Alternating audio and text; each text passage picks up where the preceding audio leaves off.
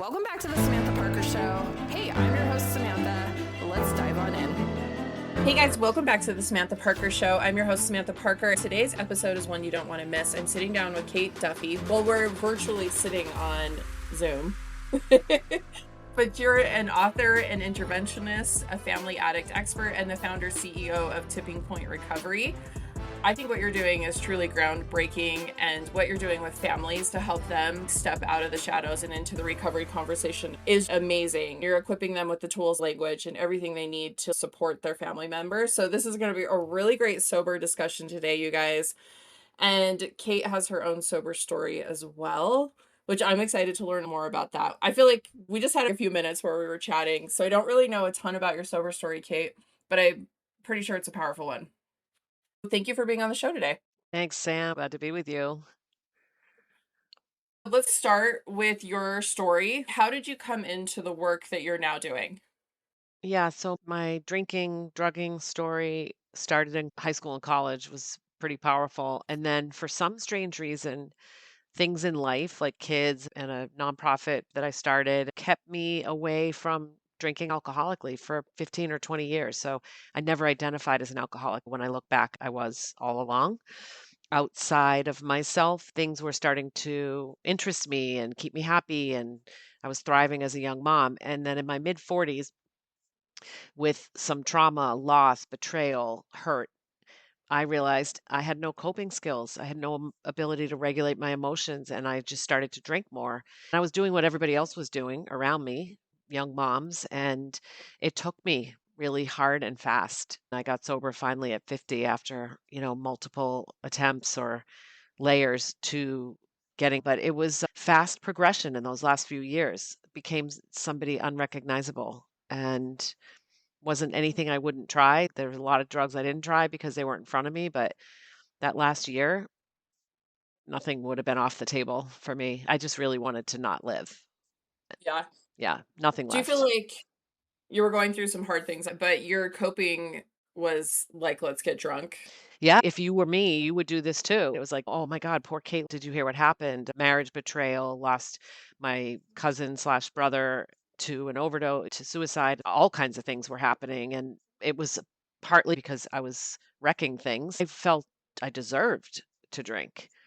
What I didn't know that was happening in my body, I guess my mind and my spirit, it's hard to even describe because there was absolutely nothing left of me in the end. But in that sort of mid 40s, I was just drinking like because I had a rough day or a rough time. And then I started sneaking. I was drinking earlier in the day. In that last couple of years, I was drinking in the morning. I drank and drove. My life was slipping away really fast. And I did a really good job hiding it, which is a ton of work. Ton of Yeah, work. it's exhausting to be an alcoholic. Yeah. But do you feel like in society today, though, you were like, I deserve to have that drink? Don't you feel like it's almost glorified to us? It's like, just have a drink. But then it's like, oh, wait, just kidding. You're bad because you had a drink. It's like Yeah, mixed messages. it is. Well, I got sober the last time 12 years ago. This feels like a really different world to me now than it was then. There wasn't Hmm. anything on social media. I hadn't at least seen anything sober curious. To me, I drank more than anybody I knew, but I had a right to. And I snuck it. I'd pregame anywhere I'd go. My go-to was if I had a gin and tonic or two, I'd be all set for whatever else came my way. But that would just tip me over because I drank bottles and bottles of wine. Oh, Know it yeah. because I'd go People, to different stores. I know people will say, oh, have a glass or two. And I was like, what about a bottle or two? Yeah, It's it more it fun, was doesn't bad. it? I drove myself to Yeah. the ER that last day with a 0.30 blood alcohol level and all kinds of alcohol in my car. I had no ability to not drive. I tried hiding my keys. I tried making notes for myself. And if I put anything in my system, all bets were off. I think I was blacking out, convincing people I was fine and they'd believe me. But then the next day, I mean, this went on for a year. I'd wake up and think, how did I not kill someone? How did I not kill myself? That haunted me. That had an impact on my desire eventually to surrender. It was super scary. So when you say surrender, is that like you went to the ER and you're like, hey, I've got to get sober? Is that what you Yeah, did? yeah. But that day, I didn't ever think I would be sober for the rest of my life. Like, you can't see the label from inside the jar when you're in that situation. You can't see what's really going on for you. But I fell into the ER practically. They had police at my door because I'm sure I was slightly rambunctious. And I said, I need help. I didn't know what that looked like. I didn't know what it meant. I wasn't agreeing to stop drinking for the rest of my life, but I brought myself there. That's kind of cool. It's kind of a It wild is. story. No, I get it But it's because like, people don't do that. I was gonna say, somewhere inside of you, there must have been a part of you that was like, I'm gonna take over and we're going to the ER. I bet it was It's kind of the out of reason I body. laugh when you say that was cool is because I actually packed a bag in the morning to go, and I didn't get there till after 6 p.m. The reason I went that day is a year before on that day, I had tried to get sober. I never tracked any dates because I was just getting a couple of days at a time. I was like, I can't do this. I can't manage all these dates, new sobriety dates. So when April 13th was coming up again, it was like, you're going to die if you don't do it now. So I went, but I packed a bag in the morning to go. It was kind of sick, actually, when you think about it. And I went and bought wine, a 4-pack of wine. I went to a bar for lunch. I probably napped in the day. I just drank all day long and ended up there. God, I don't know how. Yeah, that's what Yeah, I'm there was a, saying. yeah, Yeah, like something stepped in and it's like, here you are now. exactly. Did you come to in the ER? Probably. I think I was up there. There was a treatment detox in the hospital. It's actually a locked unit. And I went because I knew I couldn't leave. And I knew they had no booze there. I remember thinking, well, I can't drink there. So it was literally a few days at a time that I was thinking. I'm sure I somewhat sobered up in the ER. I don't really recall, but I went up to the detox 5 days there. This was at when the bombing, I was in the Massachusetts at the time. It was the marathon bombing, My Boston gosh. Marathon. Yeah. I remember when I saw that on TV after a couple of days in the ER or in detox, I remember thinking you had this awareness like there's this whole world out there, which there isn't. I felt like I was in the trunk of a car for those last couple of years. So, yeah, I said to the case manager, I need to go away further than last time and for longer. I needed to get as far away as possible from people, places, and things. So And eventually, yeah, like, yeah, obviously you got sober. Did you work a program or did you do rehab? What'd you do? I went to a 12-step retreat program. I think it's really challenging to do the steps and live day-to-day life, right? You work for an hour or two on the steps and then you go back to what for me was insanity. So being in a place for 30 days and going through the steps, rigorous, one line at a time in the book throughout that month was how I had to do it. And then I went to a sober house from there. Yeah, so you put in the work. I love the 12-step program, but I always tell people like get sober however you want to get sober. Yeah, But I'm a big yeah, fan of 12 steps. Before we started this podcast, you were telling me that you went to Deepak Chopra, and I was like, I went to Deepak Chopra too, and I got bored, so I went and got drunk at the hotel bar. yeah. Drank I night was by there. myself. Yeah. It was great. I went to the one on emotional freedom. I had been searching for years, Sam, on what was the matter with me. Was I found on a doorstep at 2 weeks old? My whole life I searched for something happened. Why am I like this? Why am I so miserable? Why am I so uncomfortable on the inside? The reason I went there, it was like this emotional freedom week. It doesn't work though when you get drunk every night, meditate with Deepak Yeah. during the day. I was doing that and I was like, this is so boring. So I went to the hotel bar. But of course, there were other people like me at the hotel bar, so I could justify, Well, that you was were my favorite thing to do. seeking. We were seeking. And I think Hmm. that's what we are doing with, I mean, think about our spirit. I had a relationship with a higher power. I was meditating as it got worse, but I was trying to manifest and I had a pull to spirituality. I didn't realize what was blocking. This was the last block. So when someone told me I was an alcoholic, I was like, oh my God, maybe that's it. Maybe that's what's the thing that I thought was wrong. And then I remember thinking, that's it? And it feels now like an honor, like a club. It is really. Now, when I go to events, I tend to find the sober people versus I would always find the people who are drinking. It's Mhm. interesting how it just happens. You don't see them as much anymore. You see the people doing what you're doing. So, what you do at Tipping Point Recovery is about bringing the family into the addiction and recovery. What kind of drove your path? Why did you go that way specifically? Yeah, so I had always been self-employed. I actually started a nonprofit nursery school in my 20s, and I had a summer camp with kids before the drinking got really bad. And so when I got sober, I was like, what do I do? What am I going to do? I don't know what to do. And I took the advice of get a get well job and I went slow. I knew I was really on the line of like life and death. And because it was so bad, my bottom, I remember thinking, I need to help people. When they told me there was a solution and I started to get better, I thought, how come I didn't know this? How come my kids didn't know this? Because they weren't a big fan of mine at this point, right? I did a lot of damage. So I started working in the field right away. I got a job as a case manager, I got a job in a rehab. And in my second and third year of recovery, I worked as an ER overdose intervention recovery coach. I worked with the police department. They called me anytime there was a non-fatal overdose. In 2015, there were every day in this community in Massachusetts, there was an overdose. And I would go to the ER and meet the people and try to sell a better life. And when I walked in that ER over the first few months, I saw these gaping holes of understanding. The doctors didn't understand, the patient didn't even understand. Nobody was really supporting them. They just begged to get discharged, right? Because when you overdose, you might be scared and you might want to live, but you really want to be high. And nobody seemed to understand that. They were like, oh no, he doesn't want help. He's going to leave. He doesn't want to talk to you. And I was like, that's not true. Actually, they asked me to come to doctor's rounds, the physicians in the ER. And I remember thinking, me? What do you want me? I'm like, your doctors. They wanted my story. I just was stunned. And I started engaging lots of people in the ER. And what I said to them was, I don't know about you, but I lie to my family because I knew that was trapping them. And we did a couple hundred interventions in those 2 years. And people would say to me, yeah, I do. Can you talk to my wife? Can you talk to my mom or my husband? And I said, sure. So here's how it first started.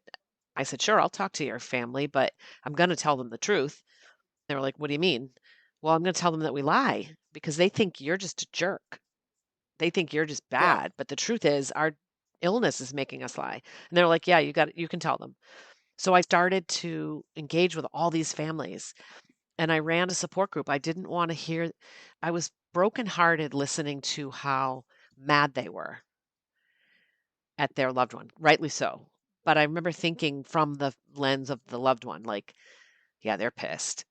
They're not be able to talk about the problem because one's high and one's mad, or they'd be crying the whole meeting. And so I remember thinking, and I'd say to the families, I don't know if this is the right thing to say, but I think your feelings are getting in the way of you helping them. I just was really direct. And they'd say, yeah, he's so manipulative, though. I'm like, no, but I'm manipulative. We're all manipulative. I think Hmm. people think their loved one is just this way. And I'm like, Yeah. no, we're all this way as it progresses and gets worse. Ultimately, people were getting sober just by their families getting educated and being with sober people. And so after 2 years, I felt a calling. One of the moms handed me her notebook. She said, I wrote down everything you said in the last 2 years. So I moved away.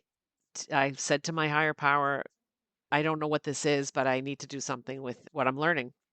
We ultimately created an entire curriculum, an entire framework on helping families get out of the chaos. And it's a form of intervention by helping people treat their own feelings about what's going on and helping them strategize for how to connect with their loved one. So it built itself. I've been talking about sobriety for like over a year on this podcast, and this is the first time I've had someone be like, what about the family? Right. Yeah. Yeah, So I find this very enlightening and I really appreciate it. sure. When someone is suffering with addiction, a lot of times their family is like, just get your shit together. And there's a lot of anger. A lot of times they'll lose their spouse. But on the opposite side, too, like there's people that get sober and their families like, what are you doing? Why did you do that? Hmm. So can you take me through this process? What does it look like Yeah, sure. to heal with your family? Sure. So basically, families find us first, and the families that find us have been through everything, everything, multiple treatments, lots of money spent. And when they hear me speak and say, there is a way you can help them, and there's probably something you're doing or not doing that might be getting in the way. It's not black and white. If I talk to 100 people, it would be very different for each person. I ask people to first look at, what do you think you might be doing that's not helpful? And people are pretty quick to say, I enable. I buy things, drive them places, give them things because I don't know what else to do. Some people say I'm losing it on them, yelling at them, or I cut them off.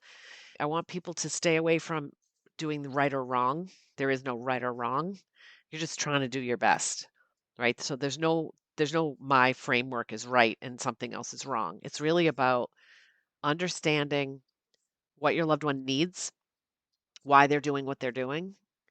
It's not to get drunk usually, it's to solve a problem on the inside, and we have to understand what that is.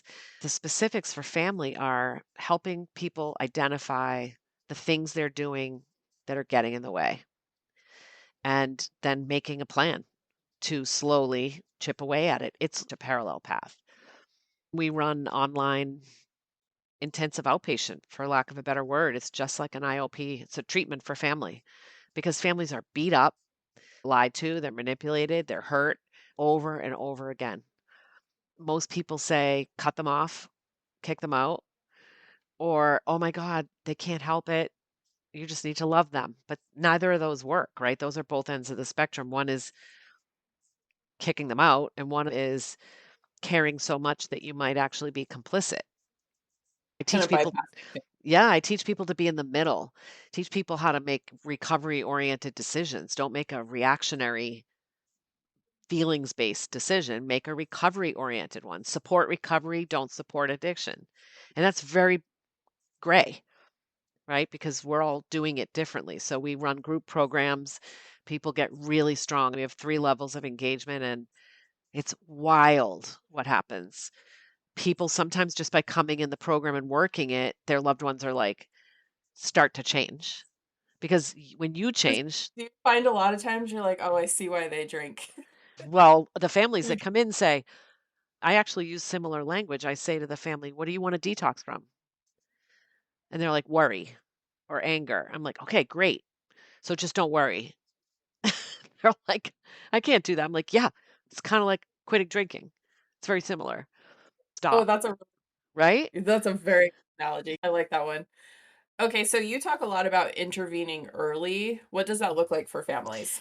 Yeah, unfortunately, we don't meet people early, but we've been mostly meeting people really late. I'd like to intervene early by having families of younger children understand mental health and addiction more so that here's what it would look like. I'm talking real early before there's a problem.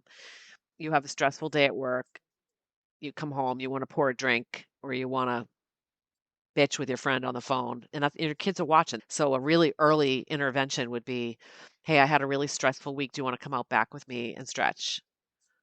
Teaching your kids healthy coping strategies really early, right? Intervening early would also be if somebody is you're identifying somebody struggling with substance use disorder.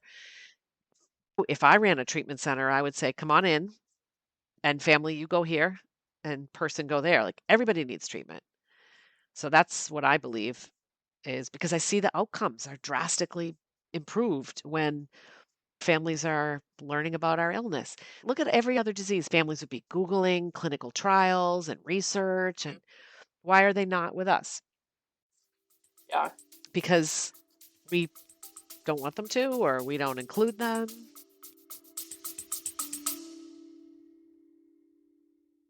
Hey guys, I hope you're enjoying this episode. I wanted to tell you guys about something really awesome I've got coming up at the end of October. It's called the Content Collection, Your Content Done in a Day. You might not know this, but I have been a content creator and social media manager for over a decade. And now I'm branching out to offer you guys done content that you can do literally in one day. We're doing it here in St. George, Utah, because I really believe your business deserves more than just casual posts. With the Content Collection, you'll walk away with a polished professional presence that elevates your brand and positions positions you as the authority in your industry. You'll come in, we do it in 3 parts. We plan, we create, and we deliver. We do this in 3 parts. First, we start with the plan. We define your brand voice and map out a 60 to 90 day strategy with expert pre-planning sessions. Then we create your content. You'll show up camera ready because we are doing your hair and makeup, your photos, your reels, and raw video. Then we'll deliver it to you. You'll walk away with edited content, a full content bank, and a clear plan to use. If you head over to my Instagram and you click the link in bio, you'll find the content collection with all the details. And you can also shoot me a DM if you have any follow-up questions. Okay, now back to the podcast.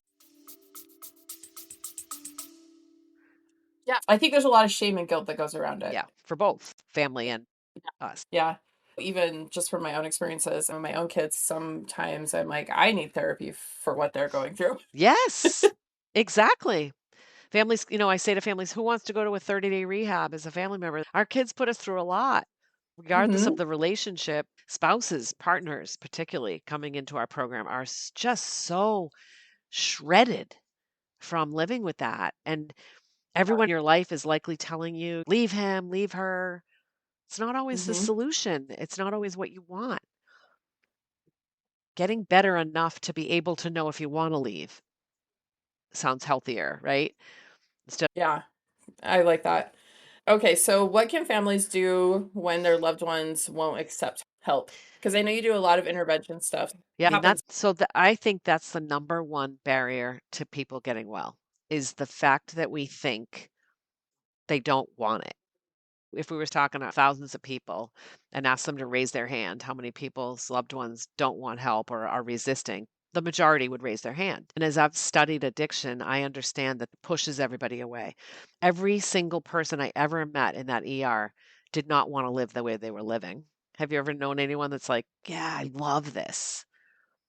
I mean, Yeah. it's early stage of addiction, maybe you're still having fun, but there's a point with the progression where I don't know anybody that's having a party. It's just trying to stay alive and source the next resource, depending on the addiction. It's super progressive, and that's what I see every day. The first thing I say to people is, I don't care what they want, I care what they need. I don't care what they're telling you, I care what we know, right? So families say, well, he doesn't want to get help. It's like, well, what do you want? We end up thinking that that's the rule. They don't want to get help, so we can't do anything. It has all this power, right? I wish I could just say, this is what we do. So just do that. It's not that simple. There's no steps. We have a framework. We actually have a literal framework, but you have to go through it so many times. In the book, there is a pathway for people that are super ready and willing. You could take this book and work a program. We created this entry-level group program so people can get advice from interventionists about what changes to make. But it's real serious stuff. It's not widgets, it's people, and it's mental health. It's complex, right? Behavioral Yeah. health challenges are really complex. I feel bad that you had to go through it, but it's great that you're able to help people and kind of meet them where they're at Yeah. because of your own experiences too. It's really changed my family's life too. My kids, they're in their 30s now, but we've all repaired as a result of the work I've done. We all feel super proud of what Tipping Point's built. It definitely came from pain, but to me, it's such a no-brainer. You mentioned you had never heard it. It's not mainstream to recover the family. Yeah. And a lot of times they've gone through a lot of painful stuff too, but they are, contributing. Every Exactly. circumstance is different. Exactly. Yeah, So and even unique. just creating the message on social media was challenging, 5 or 6 years ago. How do I say this without offending people? Realized Mhm. I don't have the power to offend people. If the message is going to offend people, it's not right for them. Yeah, sometimes I think we need to be triggered in order to think about things differently. We need to Right. stretch our minds out a little. Right. What are the biggest gaps that you're seeing in the treatment system today? People going to treatment and leaving early. One of the gaps is they get to leave treatment early because they get uncomfortable after a couple of weeks. They've promised their family they'll stay. Well, when they call their family to pick them up, they're pretty convincing. They're strong arm the Mhm. family and the families go get them early. So one of the biggest missing pieces is educating the family on why that's not a good idea. I want to teach people to have the confidence to say, I don't feel qualified. We need more help. and then we can Yeah. talk about coming home. There's a whole other way to do that. Families need to be included in the process. Treatment centers say they do, and they have a support group. It's not the same. This is very strategy based. Families need a lot of work. It's almost as much work as the individuals, and treatment centers don't have the bandwidth for that. Another big gap is this misunderstanding. People think when they go to treatment, they should be better. But treatment is only a stabilization. It's not even beginning to recover. It's not lifelong recovery at all. I hear a lot, well, he went 3 times or 8 times or 12 times. We count the times. There's sort of this, it's wrong, it's bad, they failed. And that isn't it at all. The truth is, each experience kind of stacks up on each other, and we need all of them, and whether it's therapy or outpatient or counseling or it's inpatient rehab or sober living. It takes layers to get to the deep issues. Yeah, and what I've heard from a lot of my friends who've gone to treatment, I did not go to treatment because when I was talking to different treatment centers, it was like, this is not going to meet me where I'm at. Mm. What I found from a lot of my friends that I've connected with through the program is they went to treatment centers. But for me, I was a high functioning alcoholic, and they got put in a room with someone who was detoxing from meth. And so I think sometimes there's a weird Mm. misconception, like maybe we don't all belong in the same space. No, I'm about multiple pathways as well. I talk about treatment a lot because in my world, we're helping people access various levels of treatment because they're pretty acute cases, though not all. It's Yeah. beautiful for people. I had a friend say to me once, I just stopped drinking. I was like, what was happening? Well, I was drinking a bottle of wine a night. And in my head, I'm thinking, oh my God, I was drinking 3 at the end. Not that I'm proud of that, but good for you, right? If that was too much for you and you stopped, think about the life you're living now versus that numbing out life.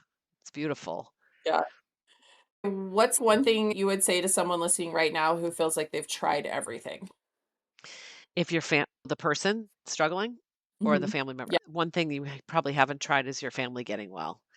If a lot of your listeners are people getting sober themselves, very likely they're saying, well, this would be great if my family would go, but they probably won't go to my program, right? Mhm. And so, first of all, I want to tell people my book actually can help a recovering person understand their family a little better. I think of that as like the reverse bridge. I built the framework for the family to get their loved one, but it absolutely works for the loved one to get their family. Because what I want to explain to individuals with addiction is your family's really unwell and you're not going to be able to convince them of that. So don't even try. But I have a real commitment to helping people engage their families. So people can certainly reach out to me. I've been getting more and more inquiries from people saying, I read your book or heard about your book, but I'm the one that's sober and my family still won't talk to me. I am deeply committed to helping you go get your family to open their eyes. There are lots of ways you can share the information, and it's not usually direct. It's not usually through the front door because people aren't listening, right? Nobody likes to be confronted, but we can go through a side window or the back door and give some insight into helping people engage their family. Usually, people's families are not at the table because one, they haven't been invited, two, they have denial. They have a lot of blind spots, just like we do when we're struggling with addiction, and they're afraid, terrified, actually. So, families, when they enroll in my program, they say, I'm really excited and absolutely terrified because they're excited to learn. They feel hope for the first time in a long time. Remember, their family's enrolling, but they're scared because they know they got to look at themselves. Yeah. That was going to be my next question is like, what about people who have family members? So it's like you can visibly see them in their own active addiction. Tell me more what you mean. So let's say someone gets sober, but they can see their Oh, family is like, other they people are have family struggling. members. The way I describe that is we refer to the addicted person as the identified person. IP is the term interventionists use. I tell families you might have multiple people in your family that are now the identified person. Pick one and focus on your relationship with that person to build a connection, to offer them help in a new way and healthy help. But yeah, it's basically the bottom line is we can't make other people do things, right? We can only work on ourselves. It's awareness to that relationship. Did you lose me? I have a dog barking. Oh, I can't hear it actually. All right, cool. That's why I can't work from home because I'm like, Yeah. How many dogs do you have? Just one, 2 cats and a dog. I have one dog who has mental issues and another dog who is nice and calm and normal. They're fun. Yeah, I call it like little dog syndrome. It's like Yeah. yap yap yap Yeah. yap. They have a lot to prove. Okay, so you brought up your book, Kate. What is your book? Like, let's talk about the book. Yeah, the book is called Dear Family: Why Your Loved One Won't Accept Help and How to Help Them Anyway. We took the last 10 years of work we've been doing with families and put it together in an organized way, in a framework that is really simple, but it's complex to change. And it's ultimately 3 things we want people to do. Continue to work on understanding your loved one, because it's not what you think that's going on. There's more underneath it. There are ways to respond to it that are different and more helpful. The second component is you got to understand yourself. You got to find your feelings about what's going on and see how they're yours. You got to own what's yours and not pointing, because they're pointing at a drug and you're pointing at them. And everybody's staying in this vicious cycle. So the first thing we do is those two components is we separate you from your individual. And the third component is to do something different at every turn. Every time you have an interaction or a frustration, you have to stop and pause and take completely different action. So we're really teaching people an entirely new way to relate. It's a blend of like all the work I've ever done. It's a blend of all the conversations I've ever had. People say to me all the time, this is not just a program to help my loved one or me. This works at work. So it's really personal development. It's codependent recovery that we're doing. It's the serenity prayer, actually, broken down and taught. How hard is it to have the wisdom to know the difference between what you can and can't control? That's what we're working on here. Oh, I love that. Okay, so you're 12 years sober. Is that what you told Correct. me, Yeah. right? 12 and a Okay. half. Yeah. What comes up for you now? How do you deal with sober life today? Yeah. I have several sobriety dates. One's with alcohol and drugs. The next one was cigarettes 5 years later. The next one that became really problematic for me was sugar. I got sober from sugar in 2019. I haven't had any sugar or flour since then because I became super addicted. So that's a thing, right? Food. So I can turn to anything to numb out. And I pay attention to that. I live pretty authentically, pretty clean, pretty healthy. The next thing that comes up is codependency. I think I've learned that most alcoholics also are codependent, where we sort of don't know where we end and others begin, especially with our kids or with our partnerships. So for me, recovery now is about being so authentic, owning what's mine. In every interaction, maybe I have a challenging conversation with someone, I stop, I reflect, try to take what's mine and leave the rest. It's about letting go of what's not mine. So to me, this stage of my recovery feels like freedom, real freedom from the entanglement of my thoughts, what I used to think I had to do because I wanted you to like me. Human beings are complex. So I feel like you're actually making me realize this because I'm saying it out loud. I feel like I'm at this stage of my recovery that I used to wish for when I went to the Chopra Center. Seeking such confidence and comfort in your own skin. That's what I was looking for back then. And I feel that now a lot of the time. Yeah, I was always looking for maybe they have something I don't, Yeah. you know? Yeah. And now I'm actually doing pretty good. Yeah. Right. I feel like a brand new little baby though in the sober world. What do you say to people who are more newly sober? I would say, first of all, good for you. You're young, incredibly impressive to be doing this young. I also say lean into rediscovering your full authentic self because that's what I think recovery is about. To me, it's self love and authenticity. Feeling safe in your own body, feeling safe in your own skin. That's what recovery feels like. So for me, it would be protect your peace at all costs. Take time for yourself when you need it. Say life lessons that I'd want someone to have. But somebody newly sober, I also say if someone in your life doesn't understand you, keep some distance. It's not your job to convince them. Protect yourself Yeah, from that. People have strong opinions. they do, especially when they're drinking. Right. That's what I'm. Yeah. And so I got to be honest, my world is a lot smaller than it used to be on purpose. Mhm. And people, you get to decide at every turn, is this relationship nourishing me? Some I statements is what I tell families first. To anybody that's around people that are drinking and you're bugged by it, I'm finding that I'm not okay in this dynamic. We so often want to say, when you do this and you do that, then I feel this way. It's better to say, I'm recognizing that I'm feeling unsettled in this conversation, or I'm having a hard time being in this relationship right now and not feeling Yeah. my whole well self. It's harder for people to argue with. And even if they do, you still have to honor yourself. What you feel is really a good go to. There's a lot of feelings associated with it. If it was so simple to just walk away, we'd walk away. Can't be like, here's two double birds, kiss my ass. It doesn't work out well. There's also the request if there's somebody in your life and it's not a relationship you want to end, you could make a request.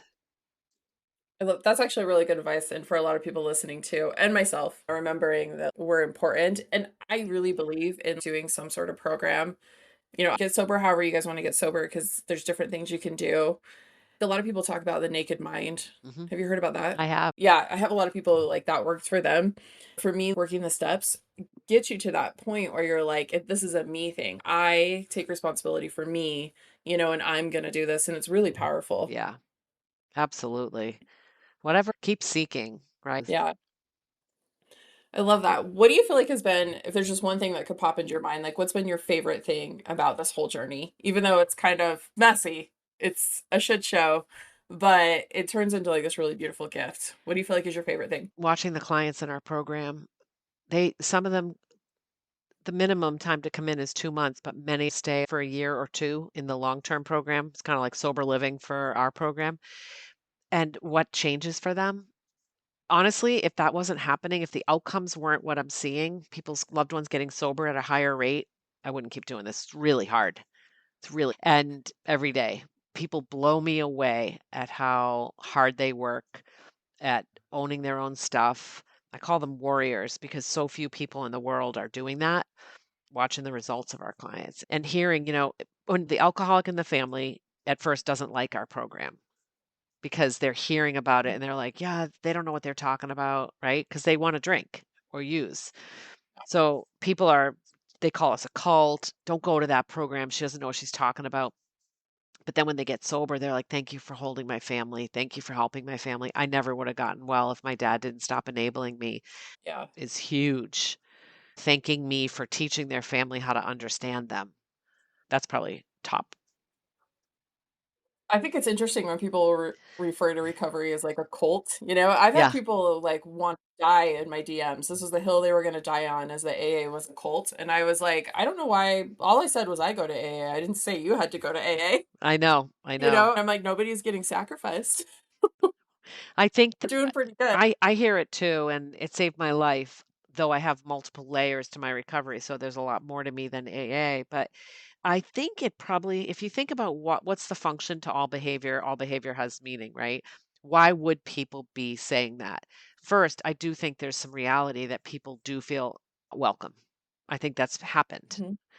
And I also think that it's an abstinence-based program. If you don't want to be abstinent, you're not going to like that, right? Yeah. I mean, You're that's going to truth. find reasons not. Exactly, exactly. Sometimes things have to have that big backlash in order for something to be revealed. Get curious about that. But yeah, I see it and hear it a lot. I think people must be feeling empowered when they're doing it, if they're bashing it. And maybe they're seeking this empowerment and that's how they're getting it. I don't know. But I hear it a lot. It's just TikTok. always interesting for me. Yeah. That's talking about. I've made a couple of videos where I'm like, hey, this is my experience of it, just so people kind of understand. And I'm like, nobody's making you. I think what happens is there's a lot of religious trauma that people have experienced. Yes. And then they come in there and they hear the word God and they're instantly back Yeah. to religious Well, trauma. so you're doing what I was just talking about, right? We want to look at what's the underlying cause that would make someone have such strong feelings about it. And you can do you and I'll do me, right? Mhm. Yeah. It's, and that's actually kind of my favorite thing about sobriety is I'm like, well, I'm just doing this thing. I'm talking to as many people as I can. I'm sharing my own experiences, but you can totally do you. I bet it's a powerful experience. You have so many episodes. You're learning a ton, huh? I learned so much from people, Yeah. and it's not always about hearing their story. I like to hear what path they took to sobriety so Mm-hmm. that more people can be like, oh, I can do this. Love that. Yeah, it's been a lot of fun. Sometimes we talk about other things too. Mm-hmm. Who are you outside of sobriety? How do you define yourself outside of this? I gotta be honest, this has been my focus for 6 years straight. I swim. I'm a long distance swimmer in the ocean, and I have been starting to kayak a little bit more. I skied until a couple years ago, so I have a knee issue I got to deal with, and just loving on my pets and birds and being outside as much as possible. My kids, I have a grandson who's turning 16, so he's a big part of my life. Yeah. Oh, I love that. Okay, so I have questions about this long distance swimming in the Yeah, ocean because it's cold, right? it's warm. Do you get in the ocean when it's cold? I will get in the ocean. For years, I wanted to do the January 1st plunge in the ocean, and I Uh-huh. was terrified. Yeah. Finally did that. Now, my favorite time to go in is like October when it's really cold because I want the shock. Like I like a cold plunge now. I've been building up endurance to do more long distance. I really want to do like a mile or two. Right now, I just swim back and forth at the beach near my house. I just like being in the ocean swimming. It's super unpredictable, the winds and the tides, and I am absolutely my happiest when I'm swimming. Nothing I love bothers that. me. What's that for you? I took up running, Ooh, and running really kind of saved me. I'm not a great runner, but I love great. it. That's great. Yeah.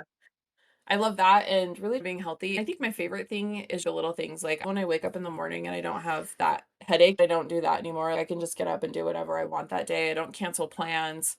I feel like I'm a really dependable person and I love that. We didn't like who we were, right? We didn't like who we were becoming. Recovery's about liking yourself again and falling in love with Yeah. yourself. To me, that's the core, that's the point of life. Hmm. That's the It's human beautiful. journey. Yeah. All right, Kate, thank you so much for your time and just your energy today. I know you're doing big things in the world. Where can people find you online? So we have a few places. I am on TikTok. I'm going to admit that we're not consistent with our naming yet, but I am Kate Duffy, Family Recovery with Kate on TikTok. Facebook, we have a great Facebook group, super active. It's called Friends of Tipping Point. That's amazing. The website is tippingpointrecovery.com. I love that. We'll make sure we have this linked up in the show notes. And then your book. Tell me your book one more time. Is it on Amazon? It's on Amazon. It's anywhere you buy books. It's called Dear Family by Kate Duffy. The tagline is Why Your Loved One Won't Accept Help and How to Help Them. Yeah, I think that could be a great resource. I want to pick it up because I think it will give me some knowledge as I'll well. send you, better yet, I'll Yes, send you one. I was gonna say you have to sign Yeah, it though because I definitely. have this really cool collection of like books that are just from my friends and people I know that have wrote books, Nice. and they're all signed, and it's like my Awesome. favorite thing of mine. I will do that. I love sending them out. I love that. Please do. I will cherish it and share it online. Nice. I appreciate that. Thank you for being on the show today, and thank you for the work you're doing in the world. Yeah, likewise, Sam. Thanks so much for having me. You're amazing as well. Hey guys, thank you so much for listening to the Samantha Parker Show. I wanted to let you know that you can head over to Substack and you can subscribe to Sam's Sober Club. I've got a lot of really amazing episodes over there, like my 30-day sober journal and some subscriber-only content. I also blog about your first 30 days being sober, your first day sober, your first year sober. I am sharing it all over on my Substack. So come join Sam's Sober Club. We've got it linked up in the show notes. And thank you so much for being here on the podcast.